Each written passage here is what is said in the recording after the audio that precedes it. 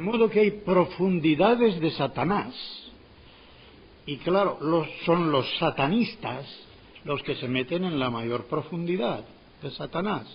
Pero también, y seguramente todos o casi todos lo sabéis, todo lo que huele a ocultismo entra dentro de las profundidades de Satanás. Por eso no se puede jugar con cosas de ocultismo, no se puede jugar, no hay juguetes válidos para eso. Uno llega a meterse en las profundidades de Satanás y, naturalmente, si es creyente, saldrá, Dios lo sacará. Pero si no, es muy difícil de alcanzar a uno que ha llegado a esas profundidades. Nosotros vamos a las profundidades de Dios. Y necesitamos de una manera especial al Paráclito, al intérprete, que es el Espíritu Santo. Pero siempre guiados por la palabra de Dios. El Espíritu Santo no puede ir nunca divorciado de la palabra de Dios, porque la palabra, con mayúscula, hecha persona, es el Hijo. Y de la misma manera que el Hijo no puede separarse del Espíritu Santo, el Espíritu Santo tampoco puede separarse del Hijo.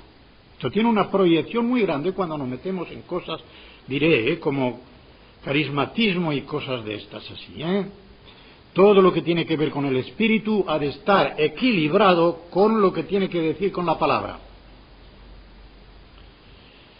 Vamos pues a intentar primero un estudio que será no solamente doctrinal, sino devocional, sobre el misterio de la Trinidad o de la trinadeidad, como también se dice, porque es como he dicho, un prerequisito totalmente necesario para entrar en la cristología.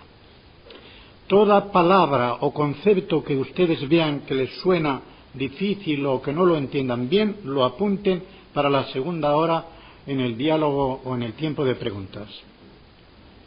Por el Nuevo Testamento, aunque nunca en la Biblia sale la palabra Trinidad, sabemos que hay tres, que son persona, y por lo tanto, tres personas dentro de un solo Dios, es decir, de una sola y misma naturaleza, esencia, como se la quiera llamar. Esa naturaleza o esencia, por lo tanto, subsiste, es común a esas tres personas, cuyos nombres, bien dados por el Nuevo Testamento, los conocemos especialmente desde que salen en Mateo 28, 19, cuando se le manda a la Iglesia bautizar en el nombre del Padre y del Hijo y del Espíritu Santo, como dice el original. Esto significa que ha de haber un orden en las personas divinas, puesto que el Nuevo Testamento siempre las pone, y no solamente un orden. No hay un orden propiamente dicho de superioridad, aunque ya hablaremos de esto después. Hay un orden que se llama de origen. De origen quiere decir que una persona tiene su origen en otra. El Padre es el que comunica y da origen, el que comunica la naturaleza divina al Hijo y al Espíritu Santo. El Hijo se llama precisamente Hijo porque procede de un Padre. El Padre le comunica todo lo que tiene y todo lo que es, excepto el ser Padre.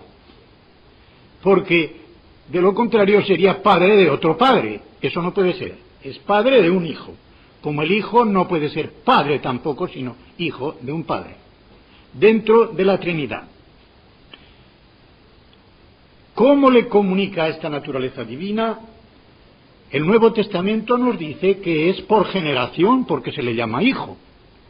¿Qué clase de generación en un espíritu? Pues tiene que ser una generación espiritual, una generación eterna, porque si el Padre es Padre eternamente, es porque tiene eternamente un hijo.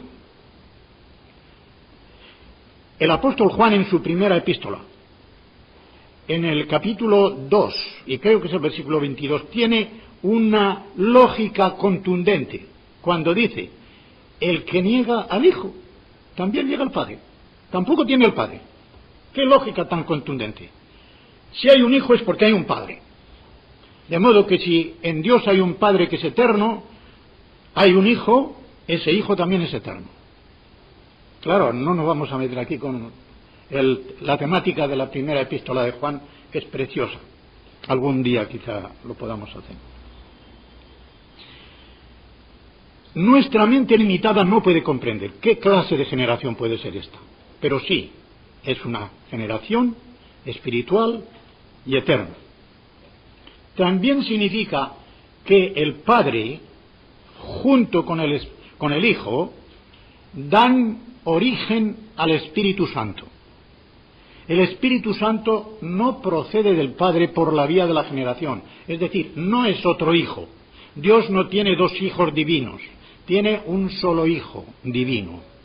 El otro se le llama Espíritu.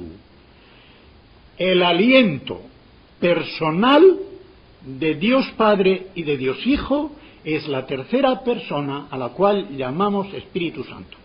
Tengo aquí el original contra el cual no hay apelación, el texto crítico griego del Nuevo Testamento. Voy a leerles el versículo 26 del capítulo 15 de Juan. Les voy a decir una cosa, esta idea la leí de un misionero norteamericano que decía: no hay mejor tratado del Espíritu Santo en ningún libro, ni en la Biblia, mejor que el que tenemos en los capítulos 14, 15 y 16 del Evangelio de San Juan. Cuando se leen bien estos tres capítulos y se meditan, la cantidad de doctrina acerca de la Trinidad, pero especialmente del Espíritu Santo, es fabulosa.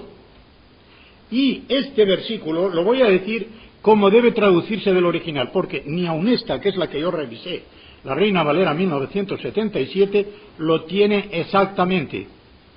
No voy a decir por qué. Había limitaciones de no salirse demasiado de otras ediciones de la Reina Valera, pero yo mismo lo he corregido con bolígrafo. Tengo Efesios completamente hecho una calamidad porque he puesto del original con bolígrafo todo lo que debe ponerse. Dice así: cuando venga el Paráclito. Paráclito es una voz griega que significa kletos, llamado, para, junto a. Una persona que es llamada para que venga junto a uno para muchas cosas. Para ayudarle, para iluminarle, para servirle de abogado, para servirle de consolador.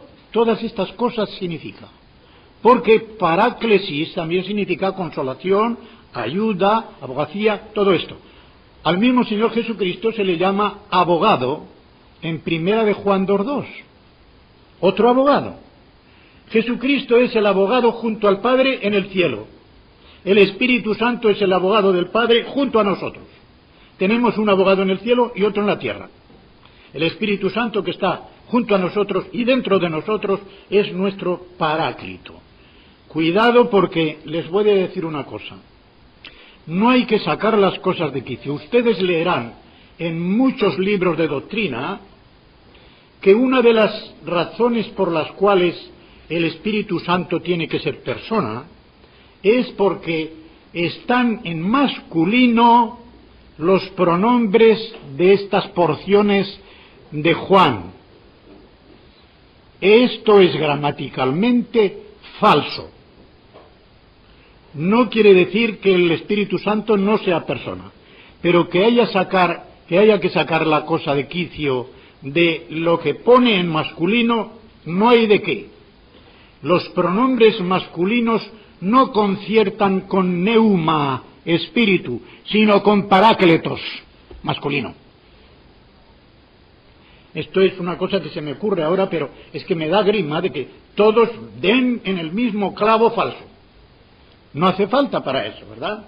Incluso hay en Romanos un versículo claro en que está neuma y luego viene el pronombre neutro, porque no hay ninguna otra cosa a la que referirse. De modo que dice: cuando venga el Paráclito, al cual yo enviaré a vosotros desde el lado del Padre, pie de la letra,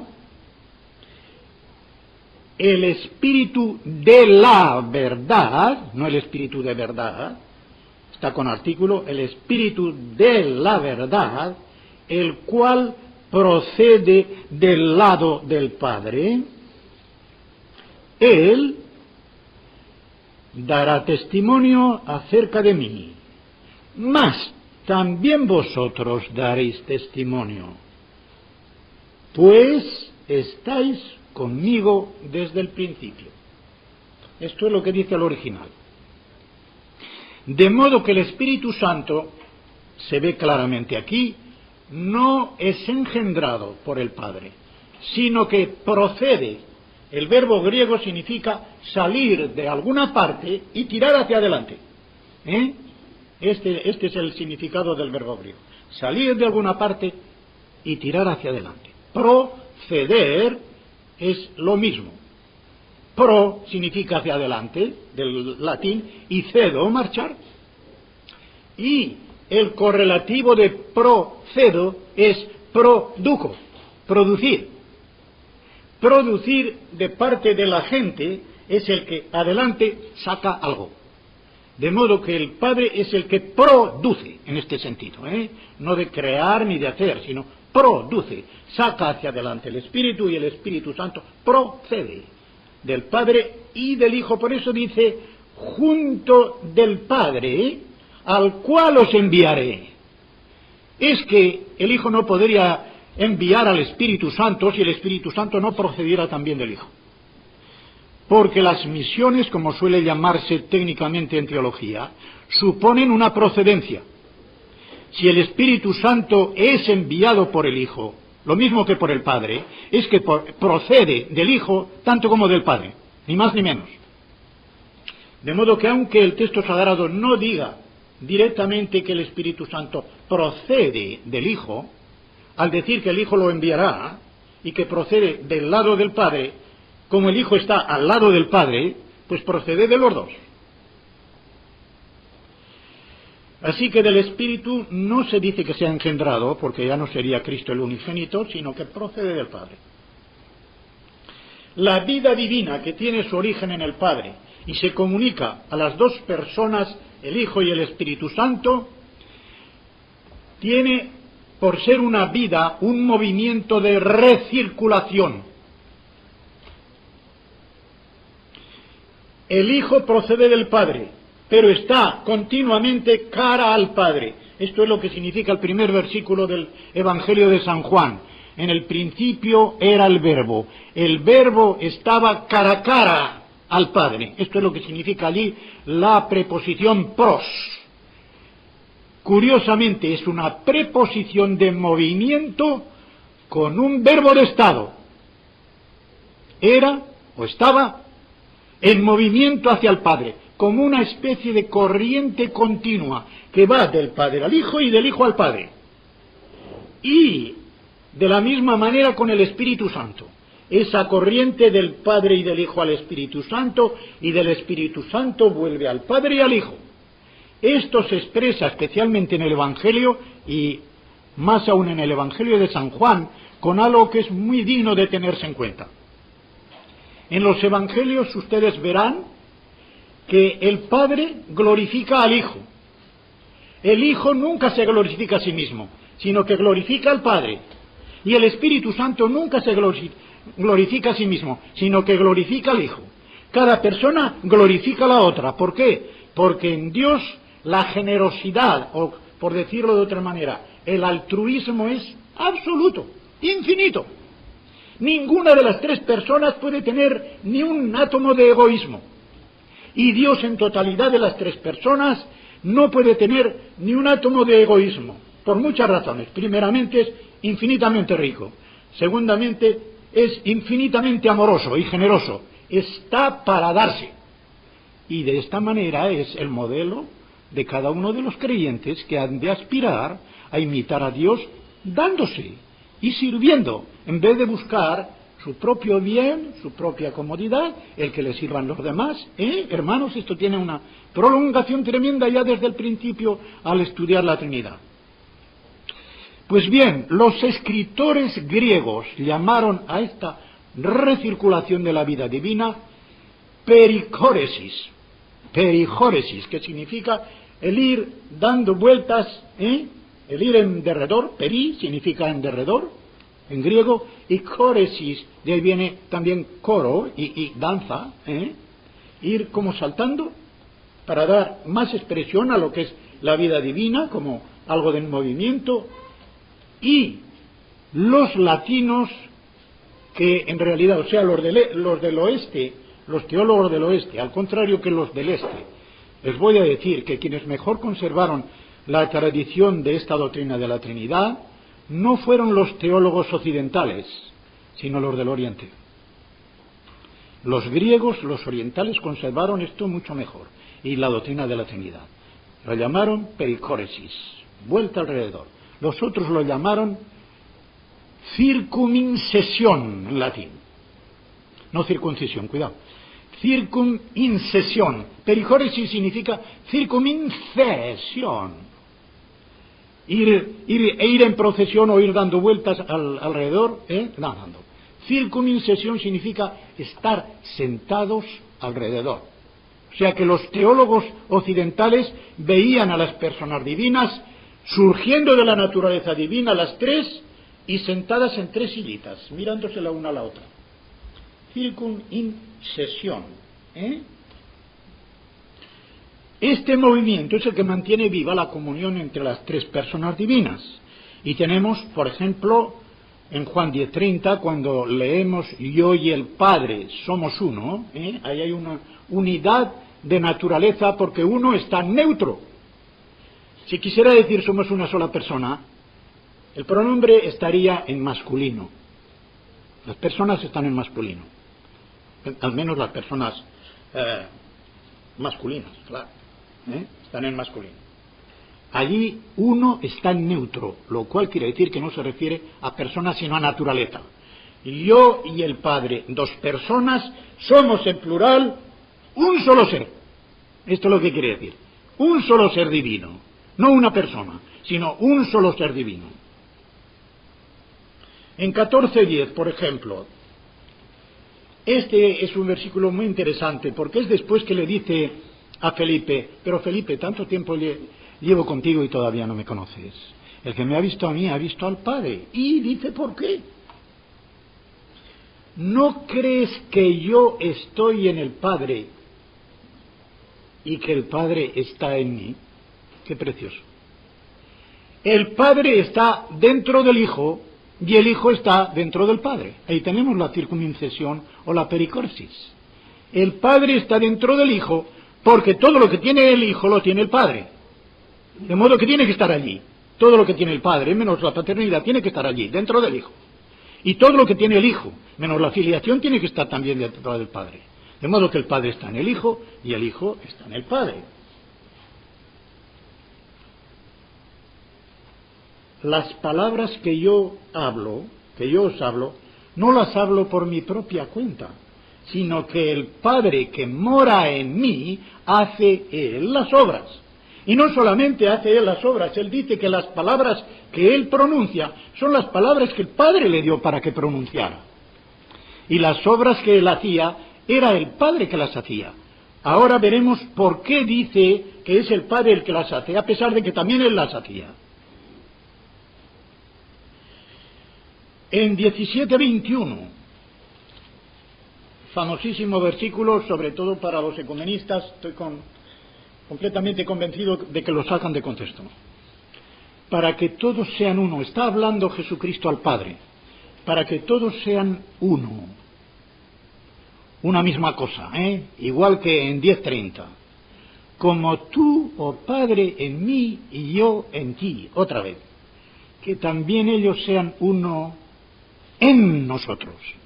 ¿Hasta dónde puede llegar la intimidad del creyente con las personas de la Trina Deidad, que pueda decirse de nosotros que estamos en el Padre y en el Hijo, de la misma manera que el Padre está en el Hijo y el Hijo está en el Padre? No cabe ya cosa más grandiosa. El 23, yo en ellos y tú en mí, para que sean perfectos hacia la unidad, dice el griego, hacia la unidad. O sea, es un movimiento constante hacia la unidad que no se consigue en perfección hasta que no hemos terminado la carrera por esta vida. Para que el mundo conozca que tú me enviaste y que los has amado a ellos como también a mí me has amado. Este es el testimonio. El testimonio delante del mundo es que demostremos que hay un amor que se extiende horizontalmente, porque viene verticalmente. Se extiende horizontalmente a los hermanos porque todos somos hijos de un mismo Padre. Y por lo tanto es de ese mismo Padre de donde viene esa unidad. El Padre en el Hijo y el Hijo en el Padre, de la misma manera nosotros en el Hijo y en el Padre. Cuando en la primera epístola el apóstol Juan comienza diciendo sobre el verbo de vida, dice para que también vosotros tengáis comunión con nosotros de la misma manera que nosotros tenemos comunión con el Padre y con el Hijo. Nuestra comunión es con el Padre y con el Hijo. Y os hablamos esto, además dice, para que vuestro gozo sea completo. También el versículo 26. Estoy en el capítulo 17. Les he dado a conocer tu nombre. Ya saben que nombre en la Biblia no significa una etiqueta. Significa el símbolo de la persona como tal. El nombre es la persona. Para los judíos, para los hebreos, el nombre es la persona. Les ha dado a conocer tu nombre. El Hijo nos dio a conocer al Padre.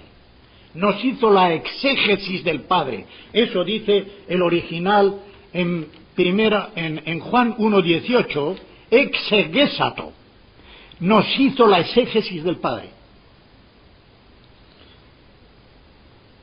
Les he dado a conocer tu nombre y lo daré a conocer aún, como diciendo, no he terminado todavía, para que el amor con que me has amado esté en ellos y yo en ellos. ¿Recuerdan? En la primera de Juan, en el capítulo 4, hay 3 definiciones de Dios en el Nuevo Testamento. Una está en Juan 4:24, donde dice, Dios es espíritu. Nos da su naturaleza. Y otras 2 nos van a dar lo que es en santidad y en amor. Primera de Juan 1:5, Dios es luz, la santidad. Primera de Juan 4, esta vez se repite, para ver que el amor es lo primero y lo mayor. En el versículo 8 y en el versículo 16, Dios es amor. Y en el versículo 16 sigue, comienza diciendo, y nosotros conocemos y creemos en el amor porque Dios es amor. Y el que ama permanece en Dios y Dios en él. ¡Qué cosa tan preciosa! El que ama lo sabemos aquí incluso por lo que es el amor humano. El amor humano llega a producir tal identidad entre los que se aman verdaderamente que es como si estuvieran el uno dentro del otro ya. Pues bien, el que ama está dentro del amor. Y como Dios es amor, tiene que estar dentro de Dios. Y Dios naturalmente está dentro de él. Podremos decir que Dios y yo, si permanecemos en el amor, somos transformados en la misma meta. Él no tiene que ser transformado porque es amor. Pero yo sí soy transformado en el amor de Dios y por lo tanto soy transformado en Dios. De alguna manera, en cuanto cabe a una criatura limitada, somos transformados en Dios. Cuando Agustín de Hipona estaba hablando de aquello que tenemos en el capítulo 5 de Mateo, acerca de los tesoros. No os hagáis tesoros en la tierra, haceos tesoros en el cielo. Y termina diciendo, porque donde está tu tesoro, está tu corazón. Como diciendo, el tesoro es como un imán, atrae el corazón. Y no solamente lo atrae, lo transforma. Lo transforma. Y dice Agustín de Hipona, ¿te das cuenta? Te vas a quedar transformado en aquello que amas. Amas tierra, te convertirás en tierra. Amas dinero, tu corazón va a ser dinero. Amas el cielo, te convertirás en cielo. Amas a Dios y se queda mirando y dice, me atreveré a decirlo, te convertirás en Dios. En Dios con minúscula. Hijos de Dios, porque somos participantes de su naturaleza, pero al fin y al cabo, como Dios es. Como Dios es. Dios es con minúscula, porque somos hijos del Dios con mayúscula. Así que se extiende a nosotros los que a nivel limitado de criaturas tenemos comunión en la misma naturaleza divina. Esto está en 2 de Pedro 1:4, Lo de tener comunión, no ser partícipes, ya lo expliqué ayer. Ser partícipes es tomar cada uno una parte. El original dice allí tener comunión en la naturaleza divina. Y así amamos a Jesús, que es el Hijo, guardamos su palabra, o debemos guardarla, Juan 14:23. Nuestra comunión con el Padre y con el Hijo, naturalmente, es producto del Espíritu Santo en nosotros. El mejor texto que hay para ello es el último versículo, digo el último porque unas Biblias ponen 13 y otras 14, de la 2 Corintios. La gracia del Señor Jesucristo, del Hijo, el amor de Dios, es decir, el Padre. Siempre que en el Nuevo Testamento se dice Dios, Theos, con artículo y sin ninguna otra cualificación, es siempre, sin excepción, Dios el Padre. Si está con artículo o el artículo griego, sin cualificar, Dios verdadero, Dios salvador, solamente Dios es el Padre. Y termina diciendo, y la comunión del Espíritu Santo sea con todos vosotros, amén. Esto quiere decir que si Jesucristo es el que nos ha dado la gracia, porque ya conocéis la gracia del Espíritu Santo, dice el apóstol en 2 Corintios 8:9, ya conocéis la gracia del Señor Jesucristo, el cual siendo rico, por nosotros se hizo pobre para hacernos ricos con su pobreza. Si nos hizo ricos con su pobreza, ¿qué nos hará con su riqueza? Pues bien, la gracia del Hijo. El amor se origina en el Padre porque es el que da origen incluso a las otras dos personas. Y el Espíritu Santo da la comunión porque Él es el que une al Padre y al Hijo dentro de la Trinidad. El Espíritu Santo es la tercera persona que une en amor al Padre y al Hijo dentro de la Trinidad y a nosotros con Dios y a nosotros con nuestros hermanos. Esto es oficio del Espíritu Santo. Así que sirve de vínculo personal amoroso entre el Padre y el Hijo y nos une igualmente con los demás miembros del cuerpo de Cristo. Dado que el Hijo es llamado el Logos en griego, que significa palabra con mensaje, traduce el hebreo davar, que es palabra con mensaje. Hay otra expresión, lo mismo en hebreo que en griego, para decir palabra, que es un dicho. Pero cuando es el Logos, una palabra que lleva un mensaje grande, y aquí el Logos con mayúscula significa que el Hijo entero es una palabra del Padre, pero una palabra personal. Dios el Padre está diciendo esa palabra en su interior desde toda la eternidad. Y cuando el Hijo se hace hombre, esa palabra se encarna y es palabra encarnada, manifestación de Dios el Padre en su persona, en sus palabras, en sus obras, en sus milagros, en todo lo que el Hijo hace encarnado, es revelación, manifestación, exégesis del Padre. El Espíritu es llamado Paráclito, pero también es llamado sello. Es el sello de Dios el Padre y de Dios el Hijo. Voy a explicar en la forma en que yo lo ilustro la imagen del sello, porque creo que es para dar una comprensión perfecta. Cuando uno ha tenido que dar clases de teología, tiene que estar acostumbrado a dar toda clase de ilustraciones. Un sello es un cuño. La mano que empuña ese sello es la mano del Padre. El cuño mismo es el Espíritu Santo. Y la imagen que lleva el cuño aquí es el Hijo. De modo que la mano del Padre hace esto y con el Espíritu Santo pone en nosotros la imagen del Hijo. Por lo tanto, si la palabra que es el Hijo es una expresión, el sello del Espíritu es una impresión. De modo que el amor imprime y la palabra exprime. Expresar significa estar continuamente exprimiendo. Cuando una persona habla, está exprimiendo lo que dice su mente. De modo que por lo que dice, se sabe lo que piensa. Exprimiendo continuamente. Eso es la expresión de la palabra. Pues bien, el Hijo es la expresión continua y eterna del Padre. Dios exprime su naturaleza en el Hijo y ahí está el Hijo eterno como expresión del Padre. Y el Espíritu Santo como sello, impresión eterna del Padre, en todo lo que hace y en todo lo que dice.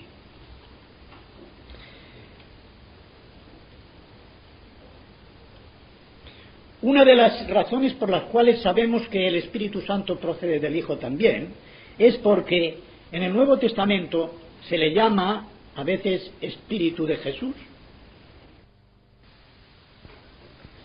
Al hablar de la libertad, recuerden que 2 Corintios 3:17 es un versículo muy bueno porque dice: donde está el Espíritu de Dios hay libertad.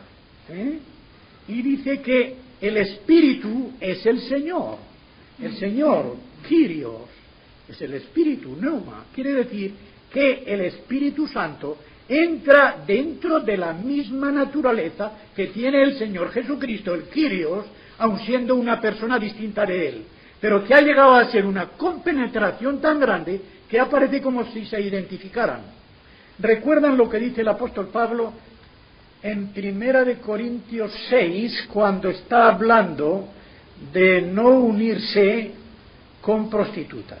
Porque el que dice se hace un mismo cuerpo con ella.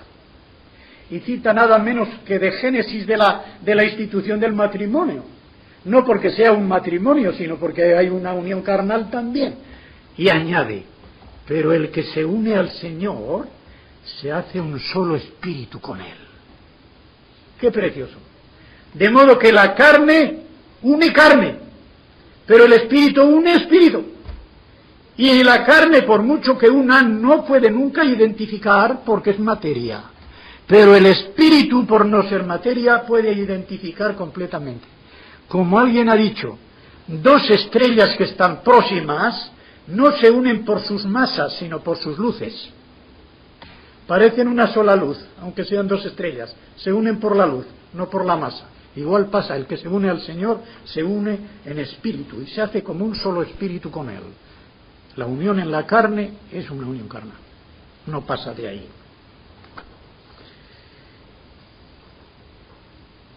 Todo lo que viene veo que lo he dicho ya, qué bien.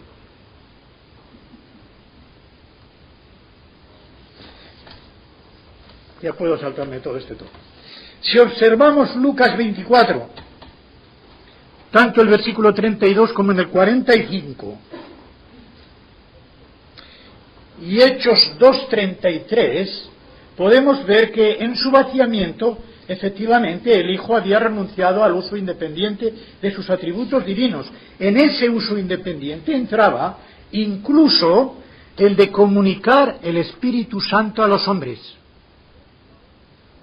Ven ahora una razón principal por qué, mientras el Señor Jesucristo estaba de este lado de la tumba, de este lado de la cruz, no comunicaba el Espíritu Santo, porque el comunicar el Espíritu Santo era un atributo divino y él había renunciado al uso independiente de los atributos divinos. Pueden ver que él no comunicaba el Espíritu Santo, pero cuando comunica el Espíritu Santo es inmediatamente después de resucitado y glorioso. En Juan 20, cuando les dice: os doy el Espíritu Santo, cuando les da el Espíritu Santo a los apóstoles, para que ellos puedan actuar con ese Espíritu Santo en forma eclesial, porque lo que dice después, aquellos cuyos pecados perdonareis quedarán perdonados, aquellos cuyos pecados retuviereis quedarán retenidos, no tiene nada que ver con el sacramento de la penitencia como lo aplican los católicos.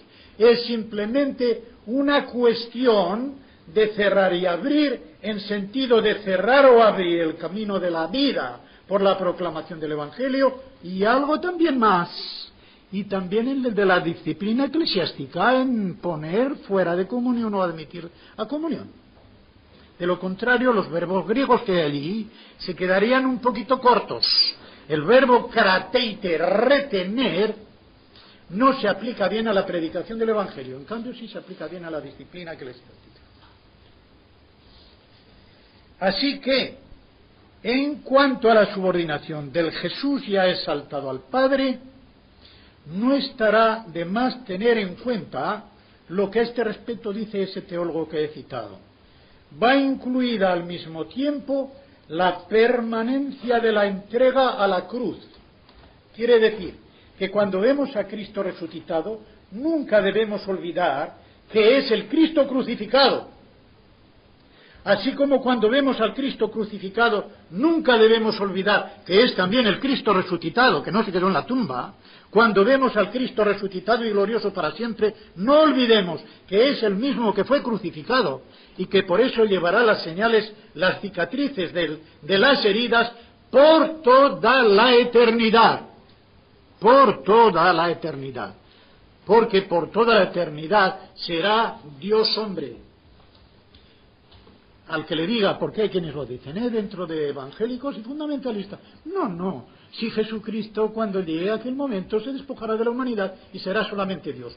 Ahora yo los enfrento con Apocalipsis en el último capítulo, 22. ¿De dónde sale el río de agua limpia? Del trono de Dios y de quién más, y del Cordero. ¿El Cordero es Dios o es hombre? Jesucristo es Cordero en cuanto hombre, no en cuanto Dios. Y Cordero sacrificado. Por toda la eternidad, de ese trono de Dios y del Cordero sale el agua viva que es el Espíritu Santo como surtidor y que llena de vida al cielo para que nunca se acabe la vida inmortal de los que estén allí. De modo que no cabe ninguna duda de que Jesucristo no se despojará jamás de su humanidad.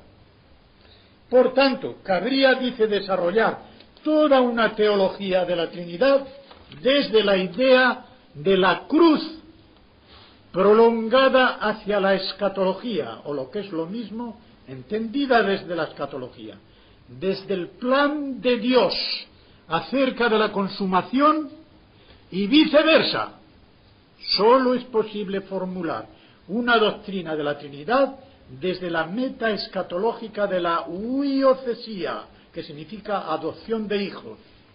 Si se tiene en cuenta la cruz, es decir, la realización más radical del amor de Dios. Es precioso lo que dice este hombre, es un teólogo católico. Y dice él, mire Romanos 8, 31 al 39, todo aquello de quién nos separará, etcétera, etcétera, del amor de Dios que es en Cristo Jesús. Así como Romanos 5, del 8 al 11. El amor de Dios, la esperanza no avergüenza, porque el amor de Dios ha sido derramado, qué bonito, porque es el aceite. El aceite es el símbolo del Espíritu Santo, y el aceite se derrama, el Espíritu Santo, con su amor ha sido derramado dentro de nuestros corazones por medio del Espíritu Santo que nos ha sido regalado, nos ha sido dado. Qué fabuloso. Ya todo lo que sigue después, ¿verdad? De que cuando éramos enemigos, tal. Dos últimas consideraciones. Una última consideración, pero es doble. De suma importancia en cuanto a la solidaridad del Hijo unigénito de Dios con los hijos adoptivos que somos los creyentes. Esta consideración incluye dos aspectos que he dicho antes una porque son dos aspectos de una misma verdad. Primera, somos hijos de Dios el Padre. Esto parece una perogrullada, pero si hubieran estado dentro de la Iglesia Católica, allí se dice que no solamente somos hijos del Padre, sino que somos también hijos del Hijo e hijos del Espíritu Santo, porque somos hijos de Dios, y Dios es Padre, Hijo y Espíritu Santo. Falsísimo. Si se afirma que somos hijos de Dios sin distinguir las personas, estamos destruyendo enteramente la enseñanza bíblica sobre la Trinidad. Somos hijos del Padre, hermanos de Jesucristo, hijos del Padre. Segundo, somos hijos del Padre en el Hijo y con el Hijo, quien viene a ser así en cuanto hombre, nuestro primogénito. Romanos 8, 14 al 17 y especialmente en el 29, cuando se nos dice que el Espíritu Santo es el que está produciendo en nosotros la imagen del primogénito. Injertados en él, como dice Romanos 6, 5, sinfitoi, plantados con él, complantados con él, literalmente, para estar con él. Ya no hay ninguna condenación, ni mucha ni poca. Romanos 8.1. ¿Para quiénes? Para los que están en. En. Los que están en Cristo, los que están en Jesús, los que están en el Hijo. La segunda parte, no es que les dé yo permiso. La edición crítica del Nuevo Testamento les da permiso para que quiten la segunda parte del versículo primero porque es falsa. Dice los que no andamos según la carne, sino según el Espíritu. El andar no tiene que ver nada con la unión, tiene que ver con la comunión. La justificación con la unión. La santificación con la comunión. Eso está pegadito ahí del versículo 4, donde se habla no de la justicia imputada, sino de la justicia cumplida. Para que se cumpla en nosotros la justicia de los que no andamos según la carne, sino que andamos según el Espíritu. ¿Se dan cuenta? Como un detallito de estos puede trastornar toda una doctrina.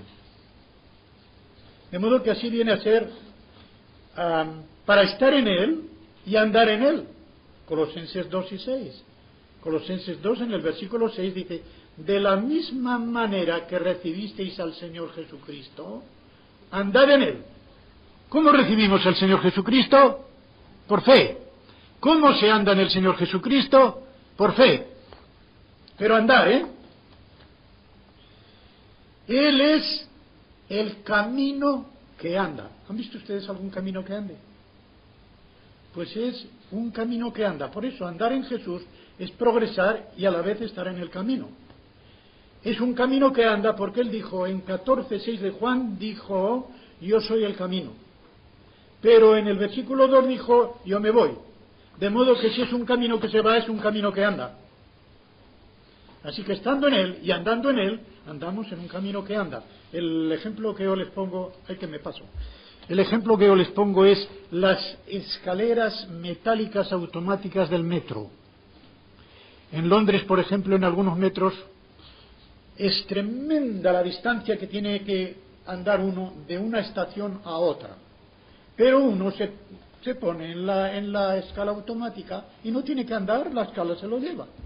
Es un camino que anda. Pues es igual. Si uno está en el Señor Jesucristo bien agarrado, bien firme, Él se encargará de que nosotros vayamos a donde Él va. No hay que avanzar por su propia decisión. El creyente que quiere hacer sus propios pasos se sale del camino. Pero si está firmemente afianzado en Cristo, con Él irá a donde Cristo va. Para eso tomó Él nuestra naturaleza. Esta solidaridad con nosotros era necesaria para que Cristo pudiese actuar como nuestro sustituto. Por eso, Isaías 53:5, este versículo que lo he tratado con un rabino judío, porque la palabra que hay allí en 5 y que dice, por sus llagas, al pie de la letra, hubo curación para nosotros, dice el hebreo. El vocablo por sus llagas puede significar también por su compañerismo. Es la misma palabra para decir azotaina en hebreo que para decir compañerismo. Y es verdad, solo por sus llagas Cristo no nos redimió, si no nos hubiera amado y se hubiera solidarizado con nosotros, como se nos dice en Hebreos 2:14. Y porque los hermanos participaron de carne y sangre, también Él participó de lo mismo para poder así destruir las obras del diablo, etc. En la conferencia cuarta veremos un poquito más de esto. Y hermanos, iba a decir, ya les he dado la lata, no ponga esto allí.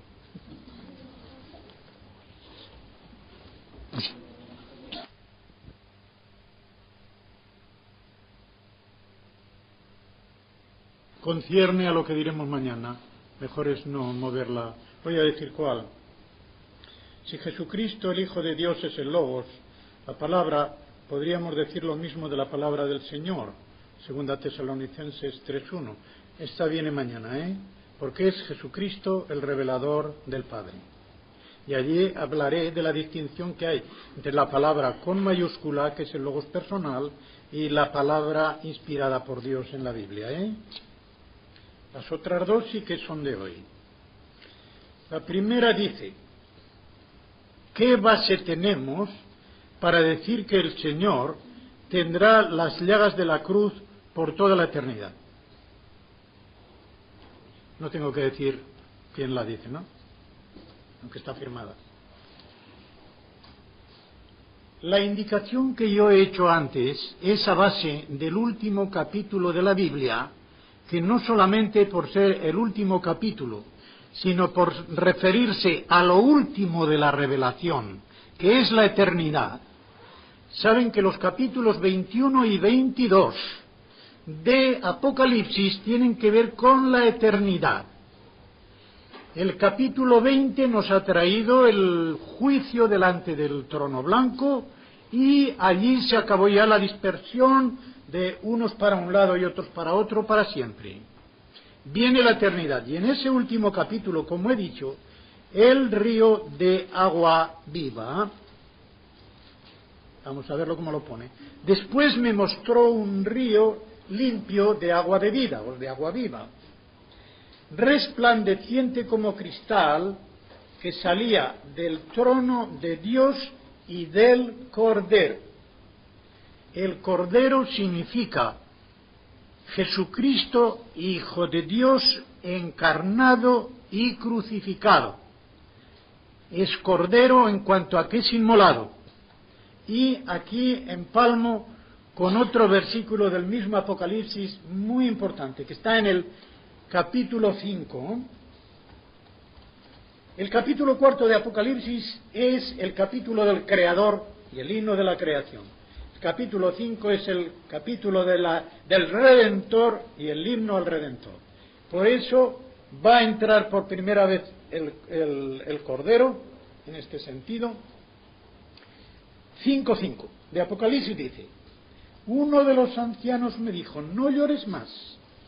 Juan estaba llorando porque no había nadie que pudiera abrir el libro de la historia futura. Solo lo sabe Dios. ¿Quién lo iba a abrir? Pues alguien que fuese Dios. El Cordero lo iba a abrir. Iba a decir todo lo que faltaba por suceder. He aquí que el león de la tribu de Judá, la raíz de David, ha vencido para abrir el libro y desatar sus 7 sellos. Y ahora viene lo gordo. Él está esperando ver un león y lo que ve es un cordero. ¿Jesucristo es león y cordero a la vez? Sí. León en cuanto a que vence, cordero en cuanto a que es inmolado. Vamos a ver en qué forma se le aparece el cordero. Un cordero en pie como inmolado. Esa es la frase. Un cordero en pie como inmolado. ¿Qué quiere decir? Estaba en pie porque estaba vivo, pero estaba como inmolado, literalmente como degollado, ¿será? ¿Qué es lo que se hacía con los corderos? Aunque Jesucristo no fue degollado, sino que fue crucificado, pero para seguir la metáfora había que decir degollado, ¿eh? En el original, vamos a ver el original de 5:6. Pero tiene que ser el verbo degollar.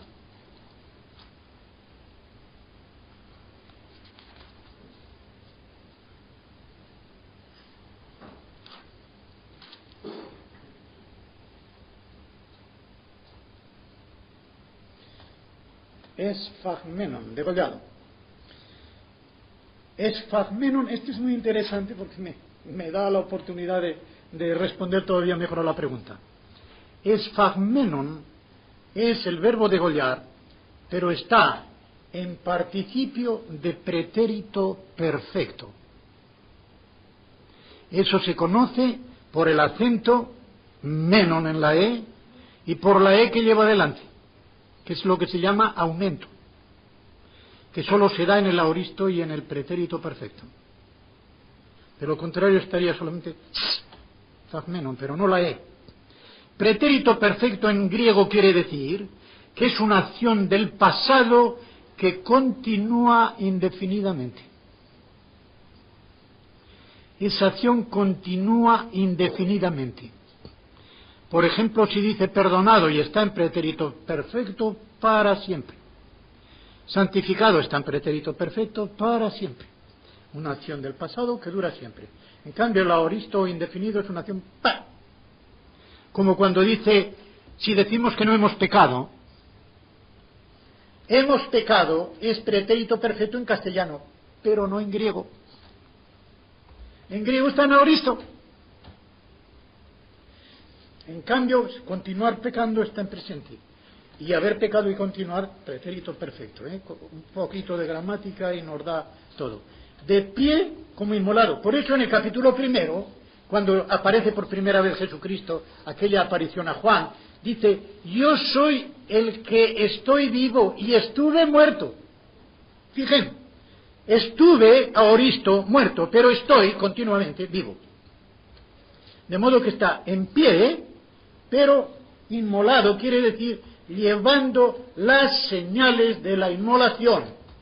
En cuanto a cordero degollado, pero como sabemos que fue crucificado, las señales de la inmolación no es el degüello, sino las señales que hay en las manos y en los pies. Y como la carne y la sangre no entran en el cielo, puede haber unas cicatrices muy hondas que no estén sangrando, porque ya no llevaba sangre. De modo que cicatrices profundas, lo mismo en las manos que en los pies y en el costado sin sangrar, porque aun siendo vivo es un cuerpo que no tiene sangre, ni la necesita. La sangre es la que corrompe. Se saca sangre totalmente a un cadáver y tarda mucho más en corromperse. Por eso se saca la sangre antes de embalsamar. De modo que de estas cosas conjuntas vemos que sin duda ninguna el Señor durante toda la eternidad conservará las cicatrices en las manos. Y tiene esto un significado práctico que no quiero dejarlo devocionalmente. Precisamente porque eternamente tendrá las señales en las manos, eternamente estaremos movidos a alabarle, porque Él nos rescató por medio del derramamiento de su sangre en la cruz. Eternamente el mismo motivo. Creo que lo dije ayer, el himno escrito por una señora que no recuerdo su nombre, y que dice, cuando yo vaya allí al cielo, no miraré a la corona, sino a las llagas de sus manos. Nos dará motivo durante toda la eternidad, que nunca se acaba, con esas llagas a alabarle por el amor que nos tuvo. José Luis, puedo decir ahora su nombre. Queda pregunta. Dice, si el Padre es fuente de origen de la bondad, ¿puede expresarla aparte del Hijo? Creo que pone que es esto lo que ha puesto, no firma, pero como no está con letras mayúsculas, creo que es así, ¿no? Aparte del Hijo. No puede expresarla aparte del Hijo, si eso quiere decir que al Hijo se le deja a un lado. Pero el que expresa la palabra es el Padre. El Hijo es la palabra expresada, lo cual no quiere decir que el Hijo se quede sin palabra. El Hijo tiene una palabra divina que Él expresa, pero mediante esa palabra divina suya Él no engendra a nadie. Solamente el Padre es el que, pronunciando una palabra personal, engendra al Hijo. ¿Me entienden ahora? De la misma manera que el Hijo sabe lo mismo que sabe el Padre. Por ejemplo, pongámoslos en la eternidad, donde Él no se ha disminuido nada, antes de hacerse hombre. El Hijo sabe lo mismo que el Padre, entiende lo mismo que el Padre, dice en su interior lo mismo que el Padre. Pero ese saber, ese ver, ese entender, no es productivo de una persona, sino solamente en el Padre. Es una distinción teológica muy fina. Cuando estudiábamos teología nosotros lo veíamos muy claro, porque distinguíamos entre lo esencial, lo nocional y lo personal. De modo que expresador de la palabra viva es personal del Padre, esencial de los tres, pero personal del Padre. Expirar al Espíritu Santo es personal del Padre y del Hijo conjuntamente, nocional si se toman por separado, esencial de los tres. o no el expirar el amor personal del Espíritu Santo es amor personal en el Espíritu Santo, nocional en el Padre y en el Hijo y esencial en las tres personas, o sea, como Dios. No sé si me he expresado de una manera que pueda entenderse, pero sí, entiendan esto. El Padre es fuente de origen de todo, de la bondad e incluso de la palabra que es el Hijo. Es fuente de todo en cuanto a que es el principio sin principio y por lo tanto el origen primero de todo lo que hay, en la Trinidad y fuera de ella, en el mundo. Las demás personas lo tienen todo, pero no son el origen de ello, lo tienen recibido del Padre. Recibido del Padre, aunque esto no es ninguna inferioridad en el sentido de que si el Padre no lo comunicara dejaría de existir, es algo que es compulsivo para su naturaleza de Padre el darlo, de modo que él se queda tan obligado, diríamos, como los demás en recibirlo. Así que él no puede expresar la bondad sin el Hijo, pero él es la primera fuente de la bondad. Y el Hijo la expresa en cuanto a que la ha recibido comunicada del Padre. ¿Está bien?